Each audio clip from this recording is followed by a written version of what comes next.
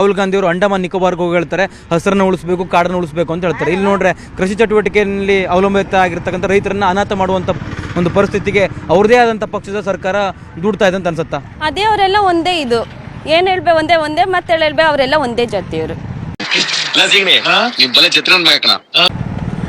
ಅಲ್ಲ ಈ ಅಲ್ಲೆಲ್ಲ ಹಸಿರು ಉಳಿಸಿ ಅಂತ ಬೇಡ, ಸ್ಕೂಲ್ಗಳಲ್ಲೇ ತಗೊಳ್ಳಿ. ಇಲ್ಲಿ ಸ್ವಲ್ಪ ಜನ 20% ಇದಾರಲ್ಲ, ಅವರು ಅಷ್ಟೇ ಸ್ಕೂಲ್ಗಳಲ್ಲಿ ಬೋರ್ಡ್ ಹಾಕ್ತಾರೆ, ಹಸಿರನ್ನು ಉಳಿಸಿ ಕಾಡನ್ನು ಬೆಳೆಸಿ ಅಂತ. ಏನ್ ಬೆಳೆಸ್ತಾ ಇದ್ದಾರೆ? ಎಲ್ಲ ಬರೀ ಬೂಟಾಟಕ್ಕೆ ಮಾತ್ಕೊಳ್ಳಿದು. ಮಾಡ್ಬೇಕು ಅಂತ ಅದು ಹೇಳಿಲ್ವಾ? ಇಷ್ಟೆಲ್ಲ ಹಸಿರು ಇಟ್ಕೊಂಡು ಹೆಂಗ 80% ಜನ ಹೆಂಗ್ರಿ ಒಪ್ಕೋತಾರೆ? ಬರೀ ಸುಳ್ಳು ಹೇಳಕ್ ಹೋದ್ರೆ ಒಂದು ಇತಿಮಿತಿ ಇರಲ್ವಾ? 20% ಜನ ಬೇಕು ಅಂತ ನಿಂತಿರೋದು, ಅದು ಅವ್ರು ಉಲ್ಟಾ ಅದ್ಲು ಬದ್ಲು ಮಾಡಿ DK ಶಿವಕುಮಾರ್ ಈ ತರ ಹೇಳ್ತಾ ಇದೆ 80% ಜನ ಒಪ್ಕೊಂಡ್ಬಿಟ್ಟಿದ್ದಾರೆ ಅಂತ.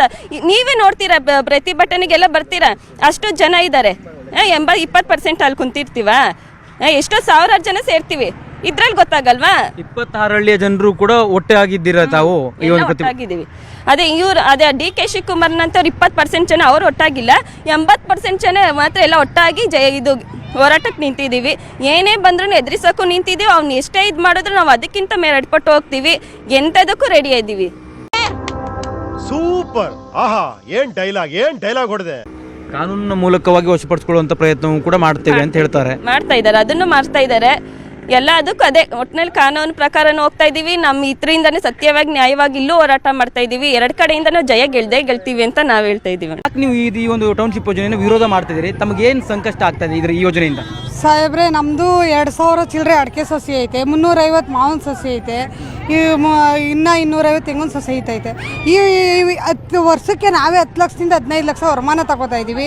ಎಲ್ಲ ನೀರಾವರಿ ಜಮೀನು. ಇಂಥ ಫಲವತ್ತಾದ ಭೂಮಿ ಬಿಟ್ಬಿಟ್ಟು ನಾವೆಲ್ಲೋಗೋಣ ಹೇಳಿ ನೀವೇನೆ?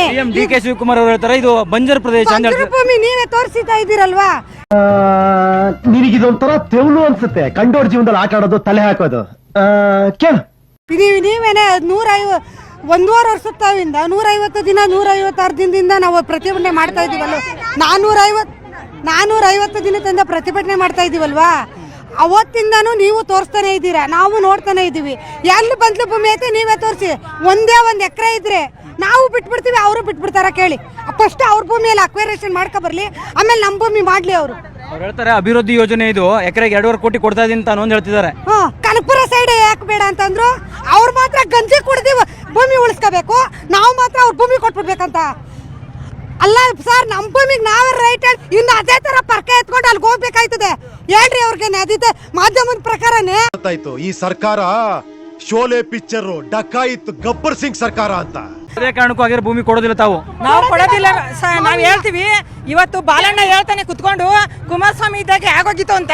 ಅವತ್ತು ಬಾಲಣ್ಣ ಯಾವ ಕ್ಷೇತ್ರದಲ್ಲಿದ್ದ? ಬಾಲಣ್ಣರು ಯಾವ ಕ್ಷೇತ್ರದಲ್ಲಿದ್ದ? ಅವತ್ತು ನಾವು JDS ತಾನೇ ಇದ್ದದ್ದು. ಇವತ್ತು ಆಣೆ ಕೈ ಬಿಡಿಸ್ಬೇಕಾಯ್ತು. ಅವತ್ತೇನ್ ಮಾಡ್ತಿದ್ರು ಬಾಲಣ್ಣ? ಇವತ್ತು DK ಶಿವಕುಮಾರ್ ಸರ್ಕಾರಕ್ಕೆ ಹೋಗ್ಬಿಟ್ಟು DK ಶಿವಕುಮಾರ್ ಪರ ಮಾತಾಡಿದ್ರೆ ಕುಮಾರಸ್ವಾಮಿ ಇದ್ದಾಗ ಬಿಡಿಸ್ಬೇಕಾಯ್ತು. ನೀನ್ ಮಾಗಡಿ ಶಾಸಕಾಗಿರ್ಲಿವ? ಅವಾಗ ರಾಮನಗರ ಶಾಸಕಾಗಿರ್ಲಿವ ನೀನು? ನೀನು ಹೋಗ್ಬಿಟ್ಟು DK ಸರ್ ಜೊತೆ ಹೋಗ್ಬಿಟ್ಟು ನೀನು ಈಗ ಆಟ ಆಡ್ತಾ ಇದ್ದಲ್ಲ ಮಾಧ್ಯಮ ಕುತ್ಕೊಂಡು. ಅವತ್ತು ಯಾವ ಕ್ಷೇತ್ರದಲ್ಲಿದ್ದ ಅವ್ನು ಬಾಲಣ್ಣ? ಅವತ್ತು JDS ಅಲ್ಲೇ ತಾನೇ ಇದ್ದದ್ದು.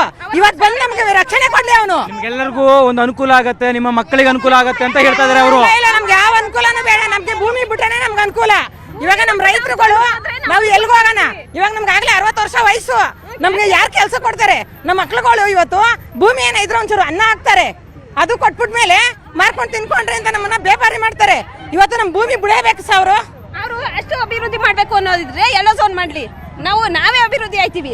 ಅಭಿವೃದ್ಧಿ ಆಯ್ತದೆ. ಇನ್ನೊಂದು ಹೇಳ್ತಿದ್ದಾರೆ 80% ರೈತರು, ಈ ಭಾಗದ ರೈತರು ಒಪ್ಪಿದ್ದಾರೆ ಅಂತ ಹೇಳ್ತಾರೆ ಅವರು. 80% ನಾವು ಕುತ್ಕೋತೀವಿ, ಪರ ಇರೋರು ಕುತ್ಕೊಳ್ಳಿ, ವಿರೋಧ ಇರೋರು ಕುತ್ಕೊಳ್ಳಿ, ಆಧಾರ್ ಕಾರ್ಡು ಪಾಣಿ ಎಲ್ಲ ತತ್ತೀವಿ, ತೋರ್ಸ್ಲಿ. 80% ಬಂದ್ರೆ ಅವ್ರು ಮಾಡ್ಕೋಗಿ ನಾವ್ ಯಾವ ಪ್ರತಿಭಟನೆಯನ್ನು ಮಾಡಲ್ಲ. ಬೀಡಾಡಿ ನಾಯಿಗಳಂಗೆ ತಿರುಪ ಎತ್ಕೊಂಡು ತಿರುಗ್ತಾ ಇದ್ರಿ. ತಿನ್ನಕ್ ಅನ್ನ ಕೊಟ್ಟು ನೆರಳು ಕೊಟ್ರ ಇವತ್ತು ಕಲ್ಲು ಕಟ್ಟಡ ಹತ್ತು ಕನಸು ಕಾಣ್ತೀನಿ.